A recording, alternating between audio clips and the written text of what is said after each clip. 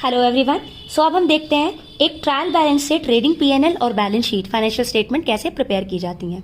So basically सबसे पहले आपको ट्रायल बैलेंस देखकर ये चीज क्लिक करनी चाहिए कि डेबिट साइड ट्रायल बैलेंस के डेबिट साइड एसेट और एक्सपेंस होंगे। एक्सपेंस डायरेक्ट और इनडायरेक्ट होते हैं, राइट। एसेट तो आपके बैलेंस शीट में आ ही जाएंगे। जो एक्सपेंस है वो डायरेक्ट और इनडायरेक्ट अगर एक्सपेंस हो तो डायरेक्ट एक्सपेंस आएंगे आपके यहाँ ट्रेडिंग का पार्ट और इनडायरेक्ट एक्सपेंस आएंगे आपके यहाँ पीएनएल का पार्ट, ठीक। अगर ट्रायल बैलेंस की क्रेडिट साइड की बात करें तो क्रेडिट साइड आपकी लाइबिलिटी, कैपिटल और इनकम होती है। लाइबिलिटी बैलेंस शीट की लाइबिलिटी साइड आती है, capital again liability side balance sheet के लिए, क्योंकि बिजनेस के लिए बिजनेसमैन का पैसा भी लाइबिलिटी ही है।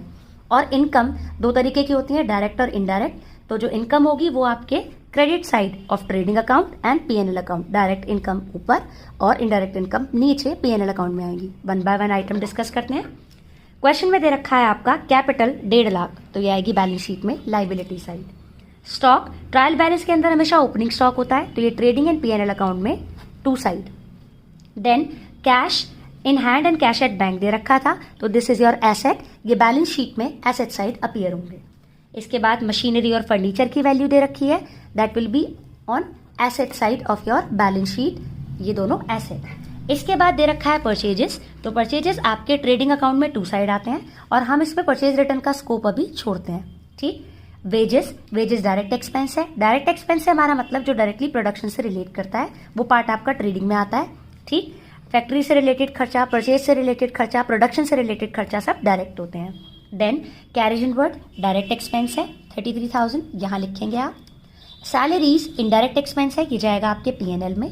डिस्काउंट दोनों दे रखे हैं, अलाउड और रिसीव, तो ये पीएनएल अकाउंट का पार्ट है, डबल लाइन के नीचे अलाउड खर्चा, रिसीव इनकम। एडवर्टीजमेंट दे रखा है डायरेक्ट एक्सपेंस, जर्नल एक्सपेंस दे रखे हैं डायरेक्ट इनडायरेक्ट एक्सपेंस, एडवर्टीजमेंट भी इनडायरेक्ट एक्सपेंस है। देन सेल्स दे रखी है, ये आएगी आपके ट्रेडिंग अकाउंट में बाय साइड। डेटर्स और क्रेडिटर्स अकॉर्डिंगली आपके डेटर एसेट, क्रेडिटर लाइबिलिटी।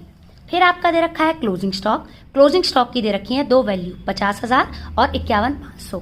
सो क्लोजिंग स्टॉक वैल्यूड होगा एट कॉस्ट और market price which ever less, तो 50,000 क्लोजिंग स्टॉक आपका एसेट साइड और ट्रेडिंग में बाय साइड भी आएगा। देन आप क्या करेंगे, ट्रेडिंग अकाउंट का टोटल इधर बैलेंसिंग फिगर आई, वो होगी आपकी जीपी, इस जीपी को आप लिखेंगे क्रेडिट साइड।